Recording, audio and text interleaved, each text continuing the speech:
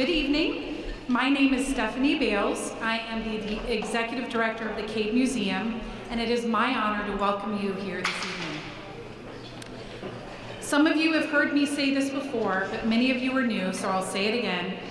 The mission of the Cade Museum for Creativity and Invention is to transform communities through inspiring and equipping future inventors, entrepreneurs, and visionaries. We do this in a variety of ways, which include field trips with school children from near and far. We've got kids that come from South Georgia, we've had kids come from Tallahassee and Pensacola, and we've had kids come from Orlando and Tampa. We also do this in our annual Cade Prize, which celebrates and awards innovation in our state.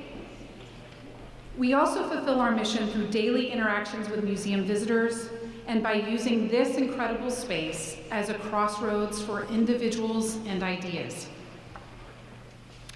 In thinking through how to start off this evening in the context of our founding fathers and the monumental task of establishing and maintaining a country, I recognize something that is so obvious, but it's often taken for granted, that meaningful relationships and community underpin the foundation of any society.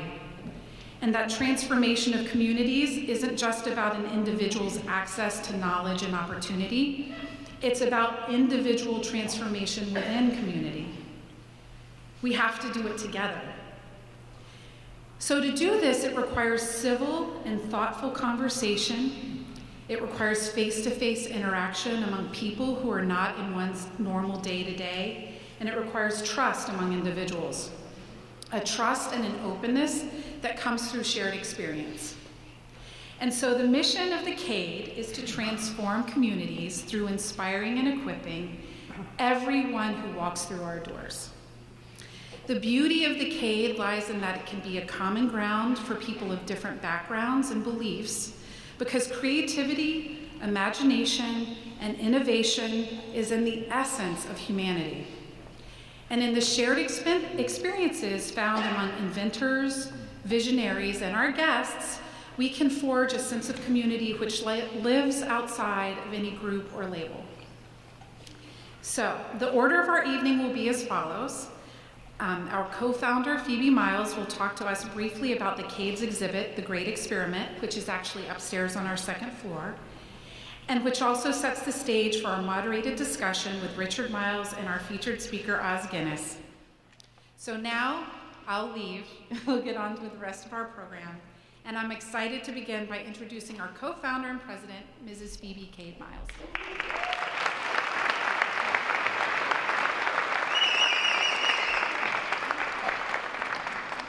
Welcome, everybody. Thank you. It's so great to see this full house.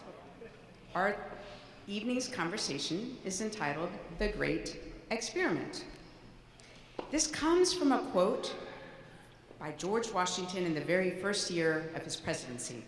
He called our new government the last great experiment for promoting human happiness. It's also the title we chose for our exhibit that you will see upstairs. I encourage you all to explore that exhibit upstairs in the rotunda. Basically, the gist of the exhibit that we have called The Great Experiment is this. On the eve of the Declaration of Independence, America was an undistinguished, developing country with an agricultural economy. It was heavily dependent on European technologies and trade, and many people thought the Great Experiment would fail. Not only did they think that, they actively wished for it across the lake. 100 years later, the United States was an industrial powerhouse.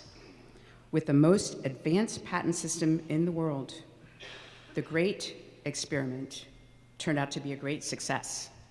Why? Well, the Founding Fathers believed that freedom of ideas and inventions were closely related to democratic values. The freedom to pursue original ideas and the right to profit from them were woven into the very fabric of our nation.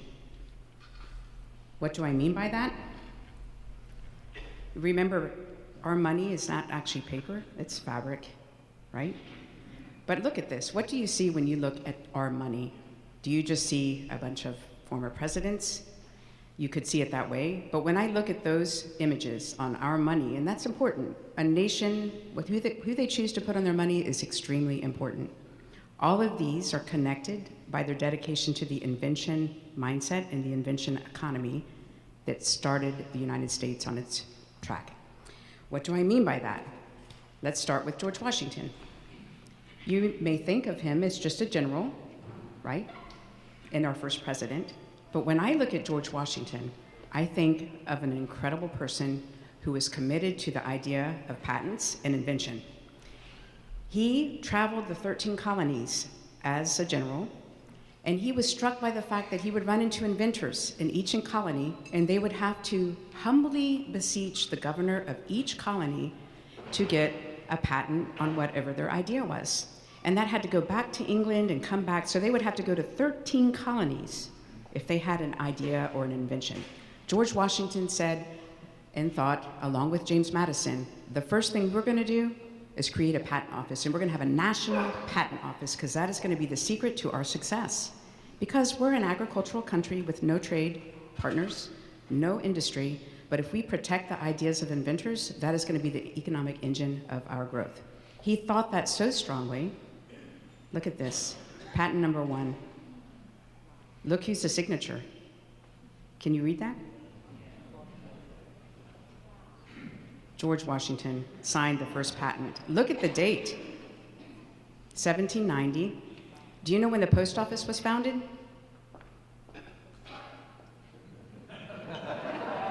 The patent office preceded the post office in the United States of America. Can I have a round of applause? I think that's pretty incredible, because patents are basically a marketplace of ideas.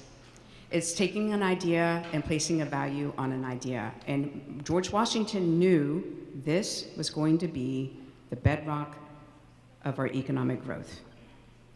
So not only did he talk the talk of being pro-patents and pro-invention, he also had his own trademark. He had one of the first registered trademarks was on his flour that he produced at his plantation, and he marketed throughout the West Indies. So he was a huge proponent of intellectual property. Okay, let's move on. Who is this? A $2 bill? Jefferson. You all know Jefferson was an inventor, right? Jefferson was not only the first patent examiner. George Washington said, hey, Thomas, are you gonna be our patent examiner? And he was the first patent examiner, but he was also an inventor. He had many inventions, including this plow that would plow along a hill. He had a first camera obscura that he had an invention for. This is my favorite, the macaroni machine. I love that. And my very favorite is the super cipher wheel. If people at these tables, if you could hold up the cipher wheel, we have Thomas Jefferson's cipher wheel. This is what he used to send secret encoded messages to France when he was our Secretary of State. How cool is that? We have these in the gift store if you would like to buy one. But we also have secret messages encoded in all of our inventions that you have to discover using this patent wheel. I mean, this cipher wheel. Okay, let's move on. Who's on the $100? Does anybody have a $100 bill in their pocket? All right, you can come and you can donate that to the museum right now. Sue, who is on that? Pull it up. I want you to hold it up. Say who's on that? Oh no. I wasn't really serious, but I will accept that and any other. Oh my goodness. Thank you.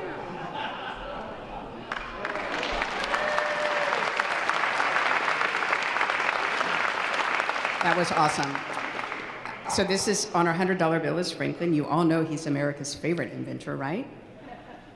So here's Franklin. What did he invent? The bifocals, you all know that. But he also invented the Franklin stove. But my personal favorite invention, anybody know what it is? No, I mean, I love that one too. The harmonograph. This is a musical instrument that was so popular, it's glass wheels, that he created it was this incredible music machine. Beethoven and Mozart actually composed songs for his invention that were routinely played in Europe. But the problem was it was so ethereal, and I forgot to actually put a sound clip in here. Next time I do this, it will have a sound clip.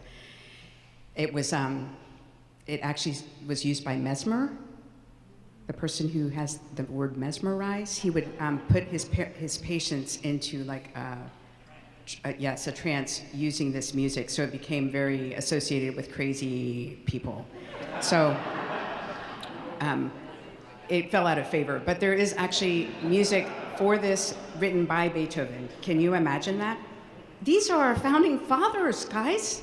This is incredible. Our founding fathers are not just hereditary people, they're inventors, they're entrepreneurs, they're visionaries. And that's in our DNA, and it's incredible.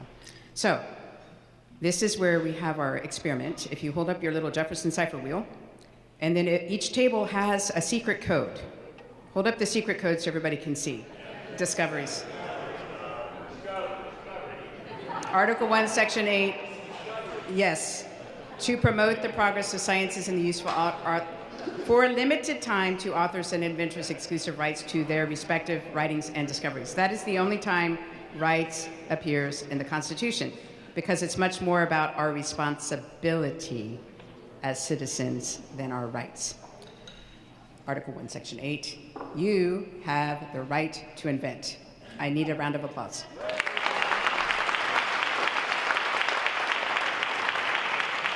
I'm almost done, but I can't stop without talking about Lincoln, who's on our $5 bill. You may think of him as just with the Civil War, which he was, but he was also a huge promoter of patents. He loved them so much, he actually is the only US president that actually filed for patent. And this is a boat shoaling device. And he was so convinced, he actually wrote about patents being among the 3 most important developments in world history. Our patent system, along with the development of the printing press and the discovery of America. He said this is why we became who we became, because we protected ideas and the right to ideas.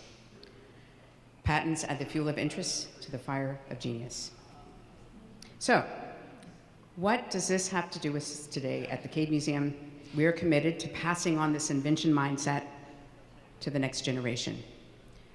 When I think of an invention mindset, I think of a coin with 2 sides. On one side, it is true that patents provided the economic engine that allow us to enjoy the benefits of liberty and freedom that our founding fathers hoped for. But the flip side of the coin is equally true. It is the open market of ideas and true freedom of expression that provide the fertile ground for an inventive society to thrive. An invention mindset thrives in an open market of ideas, and inventions are by their nature not a product of consensus, and rarely are they the product of groupthink. The freedom to invent and the freedom of expression are absolutely interconnected. It has been said that one of the great questions of life is how to order a just and free society at the same time. How such a system of ordered liberty can be sustained, protected, and bequeathed to a new generation. It is a question that has occupied our speaker, Os Guinness, tonight for many decades, and it has been a focus of his life's work. I am really delighted to introduce him as our featured speaker for this evening's conversation. I had heard about Os long before I had the opportunity to meet him. I had also heard he was a famous author, a speaker, but the story also circulated that he was somehow connected to a famous beverage. Now, being the daughter of a family who also has a relationship to a special beverage, I was very intrigued. So you might have noticed, I think we were serving Guinness beer tonight. We were supposed to. And that is an honor of Os Guinness and the famous Irish beverage that you might have heard about. Os is indeed the great-great-great-grandson of Arthur Guinness, the Dublin brewer. However, Os was not born in Ireland. He was born in China during World War II, where his parents were medical missionaries, and it was there he witnessed the climax of the Chinese Revolution. In 1949, he was expelled with many other foreigners in 1951. I've often thought, is that why he's so interested in the question of liberty and freedom and the difference between different types of freedom and what does that mean for us? Anyway, he returned to Europe where he was educated in England, where he completed his undergraduate degree at the University of London and his PhD in the social sciences from Oriel College in Oxford. Os has written or edited more than 30 books. One is The Case for Civility, which I love, and most recently in 2018, Last Call for Liberty, How America's Genius for Freedom Has Become Its Biggest Threat. Os has been a guest scholar at the Woodrow Wilson Center for International Studies, a guest scholar and visiting fellow at the Brookings Institution, senior fellow at the Trinity Forum, and the East-West Institute in New York, which I had to look up, but it's a nonpartisan think and do tank. I didn't know there was such a thing. I thought it was just think tanks. It's a think and do tank focusing on international conflict resolution. Os routinely lectures in many of the leading universities across the world and in other major venues addressing political and business leaders. We are absolutely delighted that he is able to join us tonight at the Cade Museum in Gainesville, Florida. Os, welcome.